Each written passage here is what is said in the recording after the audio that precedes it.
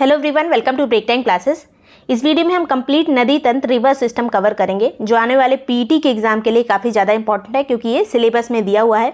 इसके अलावा बाकी जो एग्जाम्स हैं आरओ, यारो, पीसीएस, सबके लिए इंपॉर्टेंट है और इसमें मैप के माध्यम से हम कवर करेंगे, जिससे याद करने में आसानी हो, ज़्यादा रटना ना पड़े। तो चलिए शुरू करते हैं। पीईटी का पेड ग्रुप ज्वाइन करने का लिंक डिस्क्रिप्शन में है, पूरा प्रोसेस उसी में बताया गया है, पूरा देख के आप ज्वाइन कर सकते हैं। या फिर आरओ यारो को अगर आपको पेड ग्रुप ज्वाइन करना है तो उसमें आप 7355459135 जो हैशटैग में नंबर लिखा है उसी पे कांटेक्ट कर सकते हैं। तो चलिए यहाँ पे शुरू करते हैं। सबसे पहले ये क्वेश्चन पहले भी पूछा जा चुका है कि भारत का सबसे बड़ा नदी बेसिन कौन सा है, तो इसका क्रम याद करिए। और ये क्रम जो है हर एग्जाम में पूछा जाता है, पिछले वाले पीसीएस के एग्जाम में भी ये पूछा गया था। तो सबसे पहला जो सबसे बड़ा नदी बेसिन है, नदी बेसिन उसे कहते हैं जैसे एक नदी मेन नदी जा रही है, उसकी बहुत सारी सहायक नदियाँ होती हैं, तो इसको पूरा को जो है पूरा जो इसका क्षेत्र हो जाता है उसी को बेसिन कहा जाता है। तो पहला हो गया यहाँ पर गंगा, गंगा का बेसिन सबसे बड़ा है। सेकंड नंबर पे आती है सिंधु नदी का बेसिन, फिर आती है गोदावरी नदी का बेसिन, फिर आता है कृष्णा नदी, फिर ब्रह्मपुत्र, फिर महानदी। और क्वेश्चन में यही वाला आया था, महानदी जो है, महानदी दी थी और कावेरी दी थी और कई सारी छोटी नदियां दी थी, इनमें से कोई नदी उसमें शामिल नहीं थी, तो यही महानदी उसका आंसर था। आगे यहाँ पे बात करते हैं गंगा नदी तंत्र के बारे में। देखिए, तो सबसे पहले गंगा जो है, जब इसका नाम गंगा पड़ता है उसके पहले से ही कई सारे क्वेश्चन इसमें से बन जाते हैं और इसी में देख लेंगे हम पंचप्रयाग किसे कहते हैं। तो सबसे पहले एक मेन शाखा निकलती है बद्रीनाथ से। बद्रीनाथ से एक नदी निकली जिसका नाम है अलकनंदा। अब ये अलकनंदा जब आगे बढ़ती है तो विष्णु प्रयाग आगे पहुंचती है। विष्णु प्रयाग में इससे एक नदी आके मिलती है जिसका नाम है धौली गंगा। अब फिर ये दोनों नदियां जब आगे बढ़ती हैं, अभी इसका नाम अलकनंदा ही है क्योंकि जो नदी गहरी होती है उसी नाम से वो आगे बढ़ती है। तो अलकनंदा यहाँ से आगे बढ़ी, आगे फिर नंद प्रयाग जब पहुंची तब इससे एक नदी आके मिलती है जिसका नाम है नंदाकिनी। अब नंद प्रयाग में नंदाकिनी मिलती है। आगे चलेंगे तो आगे पहुँचेंगे कर्णप्रयाग। कर्णप्रयाग में जो नदी मिलती है इसका नाम है पिंडार। कर्णप्रयाग में पिंडार आके मिलती है अलकनंदा से, अभी भी इसका नाम अलकनंदा ही है। फिर और आगे चलेंगे तो एक रुद्रप्रयाग पहुंचेंगे। रुद्रप्रयाग में इससे एक नदी मिलती है जो कि केदारनाथ से निकली हुई है, इसका नाम है मंदाकिनी। तो अगर पूछा जाए केदारनाथ में कौन सी नदी बहती है तो वह है मंदाकिनी, और बद्रीनाथ में कौन सी नदी बहती है तो वह है अलकनंदा।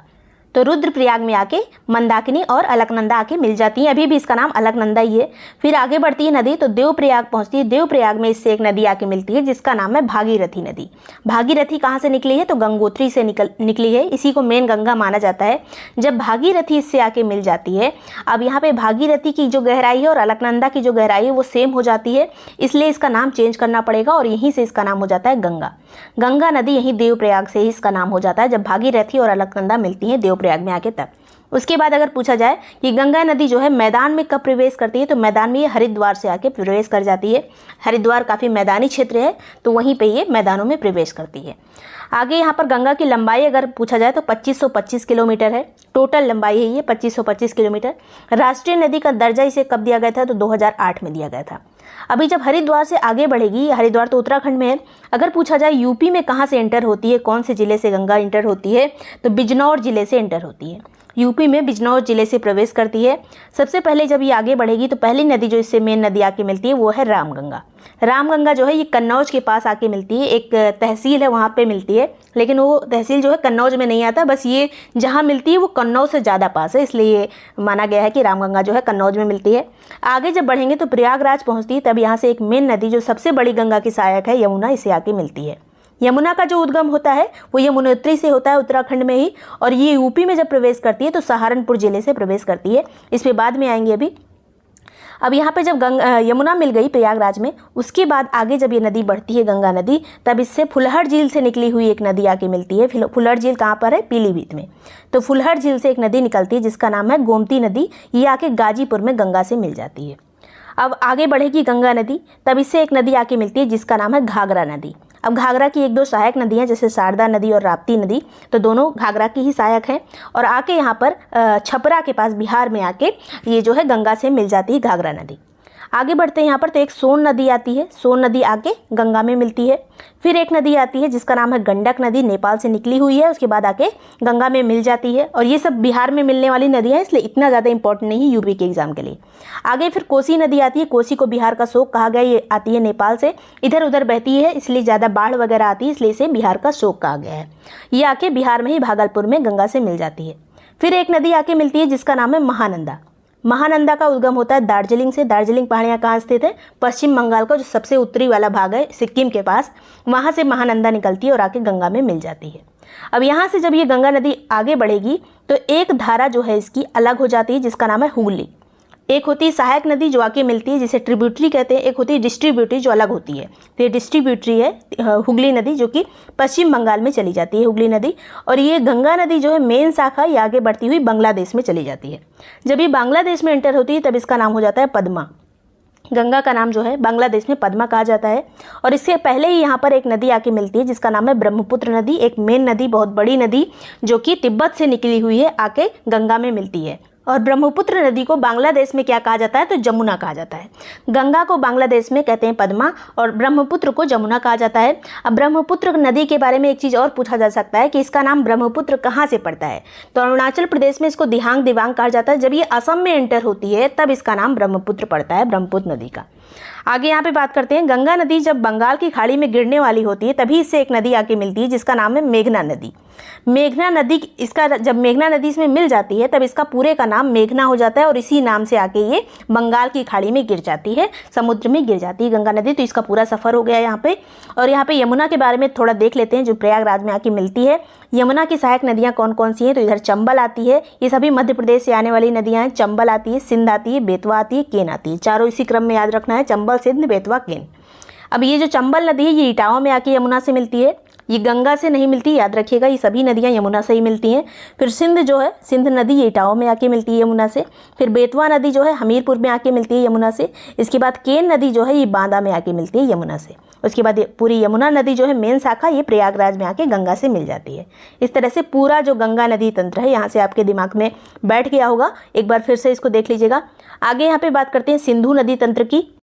सिंधु नदी जो मेन शाखा है उसका उद्गम भारत से नहीं होता है, सिंधु नदी का मेन उद्गम होता है तिब्बत से। तो अगर पूछा जाए कौन सी नदी जो है भारत में जिसका उद्गम नहीं होता है तो सिंधु नदी का उद्गम भारत में नहीं होता है। इसके अलावा एक नदी और है, सतलज नदी का उद्गम भी भारत में नहीं होता है। और हमने देखा था तिब्बत में जो तिब्बत से निकल रही थी मेन नदी एक ब्रह्मपुत्र नदी, उसका भी उद्गम भारत से नहीं होता है। तो ऐसी मेन कुछ नदियाँ हैं जो एग्जाम में पूछ ली जाती हैं।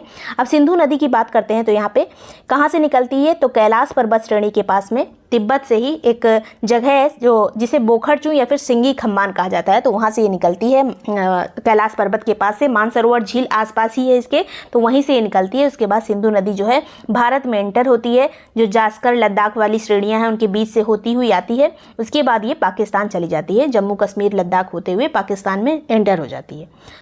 अब इससे मिलने वाली जो प्रमुख नदियां हैं उसको देख लेते हैं। सबसे पहली जो नदी, अगर इसको क्रम में लगाया जाए, सबसे पहले तो क्रम देख लीजिए। सबसे उत्तर में है सिंधु नदी, फिर आती है झेलम नदी, फिर चेनाब, रावी, सतलज।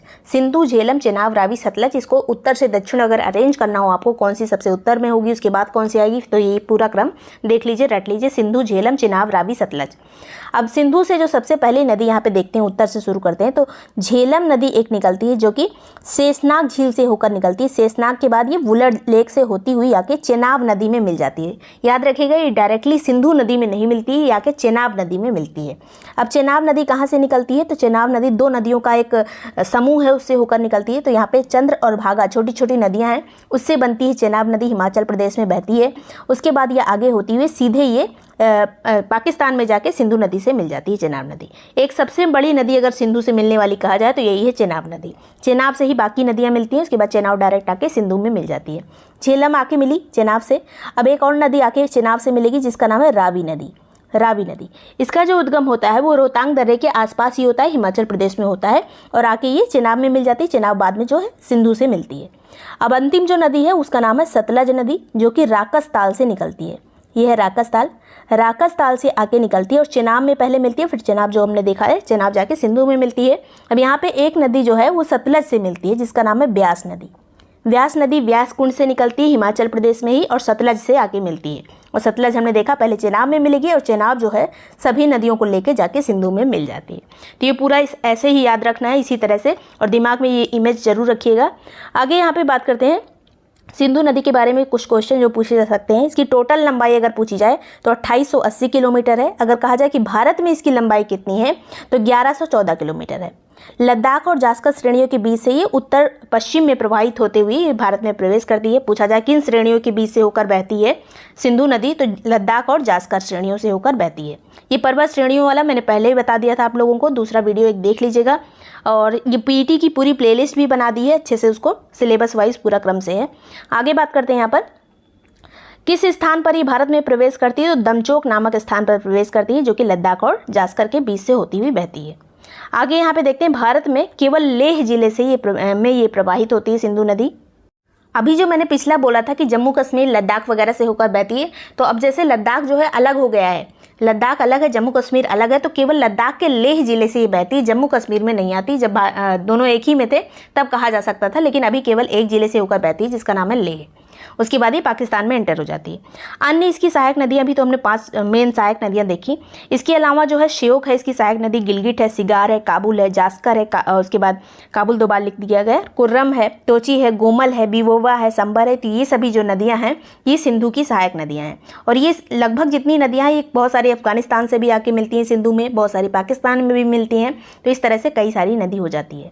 मुहाना इसका कहाँ पे है, कहाँ पे जाके ये गिरती है, तो अरब सागर में जाके गिरती है। इसके अलावा सिंधु नदी समझौता एक हुआ था भारत और पाकिस्तान के बीच में, जिसमें सिंधु का केवल 20% जो है भारत यूज़ कर सकता है। सिंधु नदी का केवल 20% जो है भारत यूज़ कर सकता है। ये एक समझौता हुआ था, 1960 का ये समझौता है।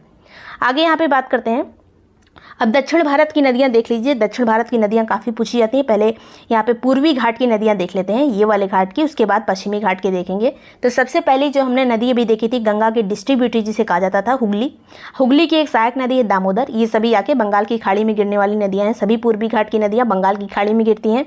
इसके बाद यहाँ पे दामोदर के बाद यहाँ पे देखेंगे स्वर्ण रेखा नदी एक आती है।